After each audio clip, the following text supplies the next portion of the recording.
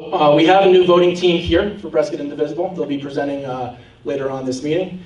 And we are, so besides that, we also have two candidates running for the nomination of the Democratic Party for Governor of Arizona, David Garcia and Kelly Fryer.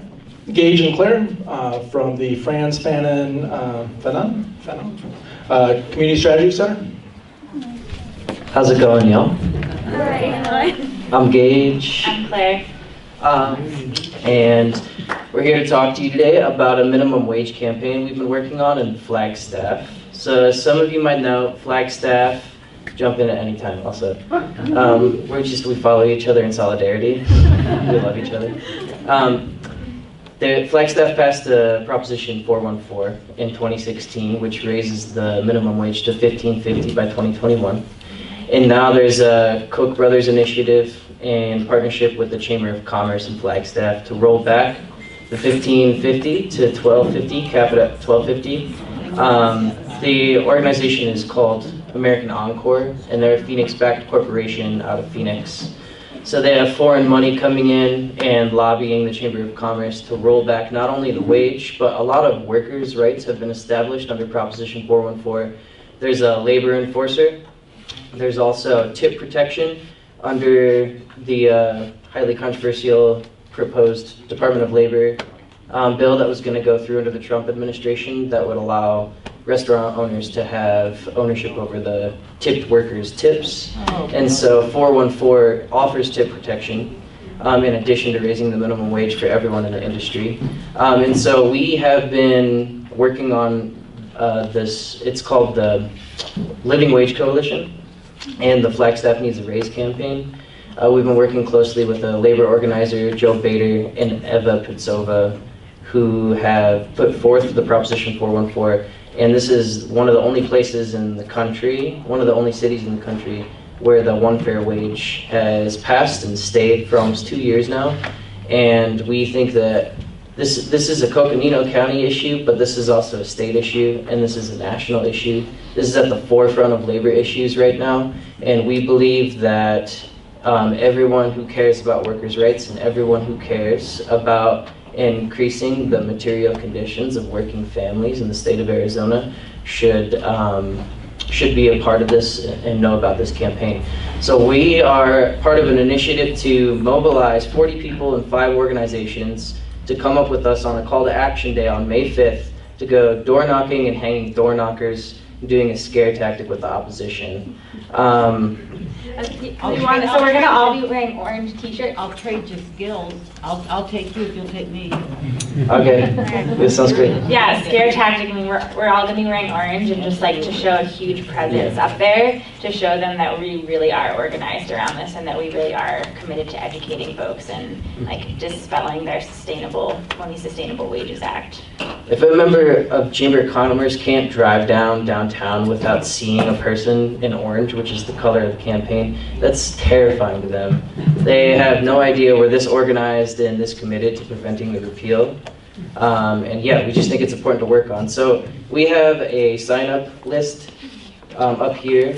And also I just want to say thank you, Hal, for letting us have a few moments to express what we got going on. And Prescott College and the Fanon Center are committed to building coalition with more leftist and progressive organizations in town. So I'll leave some contact information on the sign-up sheet. If anyone is interested, reach out to me. If you're just connecting, building coalition, and if you're interested in coming to the event on the 5th of May, it's a call to action day event. Please sign up, leave your name, email, phone number.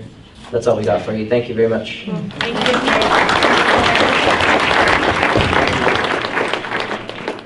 Thank you very much. Absolutely. All right, next, Andrea Pope with Moms Demand Action. Hi. Hello. I'm Andrea Pope, and I'm very excited to be here and honored to be here, actually. I'm talking to you about this nonprofit, Moms Demand Action for Gun Sense in America. Yay! Yay! So who are we? You guys know?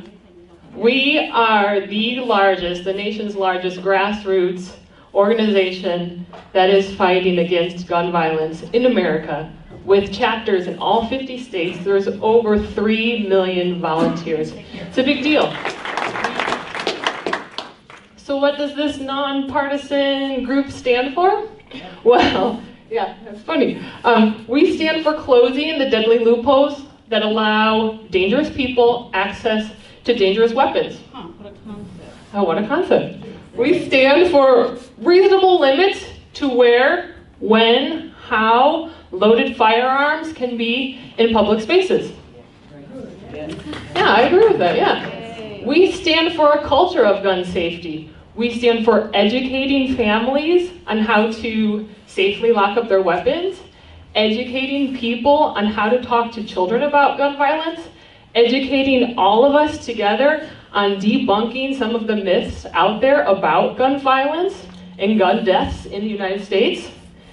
And we stand for policy that respects the Second Amendment rights, but also prioritizes protecting people in our communities against gun violence. Thank you. Yeah, that's a priority. So what policies prioritize that kind of stuff? Criminal background checks on all gun sales. #1 issue. Strengthening laws to keep guns out of the hands of domestic abusers. In this state, we have a 40% higher rate of domestic violence than the national average. That's not okay. That's a big deal. That's an issue. We need to vote. We need to get out there. We need to vote. We need to talk to our friends about voting. We need to encourage our neighbors to get registered, because we are going to pile up the wins at the local level and at the state level to show that gun safety is a winnable issue, because it's a common sense issue. Gun safety is a common sense issue, and it's a nonpartisan issue. And when we show that gun safety is a winnable issue, we will gain a reputation for supporting politicians who vote with us for gun safety and throwing out politicians who don't. We need to, yeah, they're representing us. And in general, if you want the state organization to know that you're ready to get involved, that you're ready to know about the issues that are important to you about gun safety in your state, you can text READY to 64433, and they will let you know periodically about these kinds of issues. Thank you guys for listening. Thank you for the spot, and have a great weekend. We're going to, so because we're pivoting to voting, everybody's brought it up, it's important. We are going to be meeting and discussing what we're going to do about endorsements, if we're going to do them, if so, what's our threshold for endorsing candidates.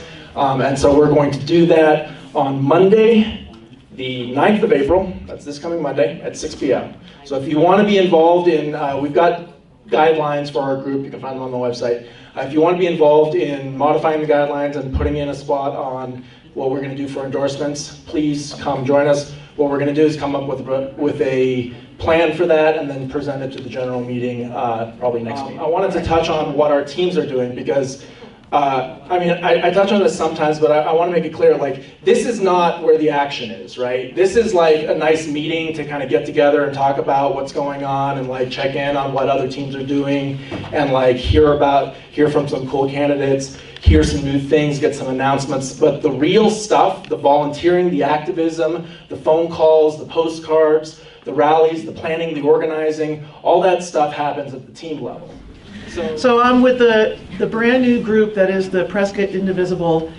I want to call it the Civic Education and Voter Registration Team, because to me it is about, from my perspective, it is about nonpartisan discussion.